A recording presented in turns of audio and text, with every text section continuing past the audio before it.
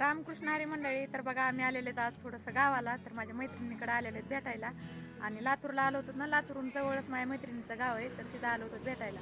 तर माझ्या मैत्रिणीचा एवढा भारी बिझनेस आहे, काय म्हणते शेतीला जोडधंदा काहीतरी पाहिजे, तर एवढा भारी बिझनेस आहे का ना. तर तुम्हाला मी महाग दिसतंय, तर रेशीम शेतीचं ह्यांचं कामही भारी. तर ही आमची आहे मैत्रीण. तर ह्या मैत्रिणीकडून आता सगळी आपण माहिती घेऊ, कारण आपल्या इकडे जास्त असला बिझनेस, रेशीमचा बिझनेस नाही आहे. तर आपण त्यांच्याकडून विचारू आपण कसं परवडतंय कसं नाही. ती त्यालाही दिवसापासून करतात बरं का बिझनेस. किती दिवस झाला असं मध्ये 5-6 वर्ष झाले. 5-6 वर्षापासून ही बिझनेस करतात. तर बघू आपण आता ह्यांच्याकडून माहिती घेऊ. तर ताई हे तुम्ही आता हे काय म्हणते, ते घोसले का काय म्हणतात ना ह्याला, कोश, तर हे बनले तर का आता हे? अशा पद्धतीने आपला माल जो आहे ना तो तयार झालाय. थोडासा कच्चाच माल झाला यावेळेस, कारण की आपली बॅग थोडी सक्सेस झाली नाही, पण तरी पण बनला अशा प्रकारचा. यासाठी आपल्याला तुती लागवड करावं लागते. त्याच्यानंतर ही आळ्या आणून ही आळ्या खाऊन अशा पद्धतीचा बनवतात. रेशीम उद्योग तर सगळ्यांना माहिती आहे, कारण बऱ्याच जणाला माहिती नाही. खरंच खूप शेतीला जोडधंदा म्हणून करायचं, खरंच खूप छान व्यवसाय आहे बघा.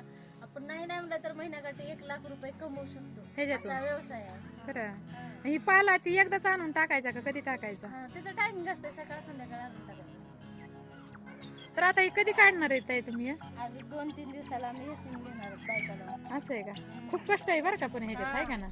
शेती म्हणलं की कष्ट आलं. तिकडे सगळी त्यांनी तुती लावलेली, ती तुतीचं आता कट करून टाकले.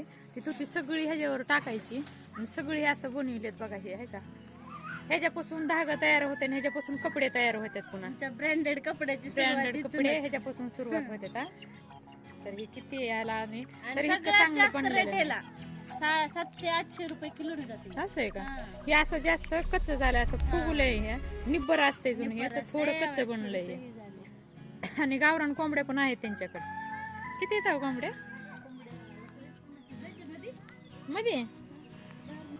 तर बघा म्हणजे एवढं शेड मारलेलं आहे आणि ह्याच्यामध्ये सगळं ते रेशीमचं तयार केलेलं आहे. तर खपन त्याच्यावर सगळं ह्याच्यावर टाकलेलं आहे. तर पूर्ण आता ती काढायलाच आलंय बरं का.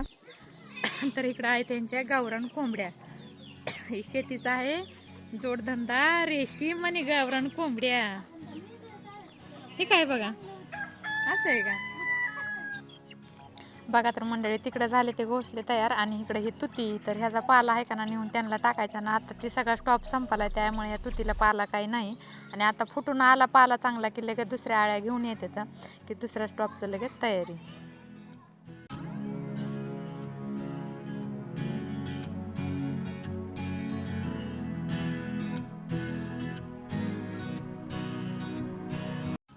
चला तर मंडळी, कसा वाटला व्हिडिओ नक्की कमेंट करून सांगा. चला तर बाय बाय. आता जेवण पिवणं मैत्रिणी मस्त छान जेवण बनवलं, जेवण करतो.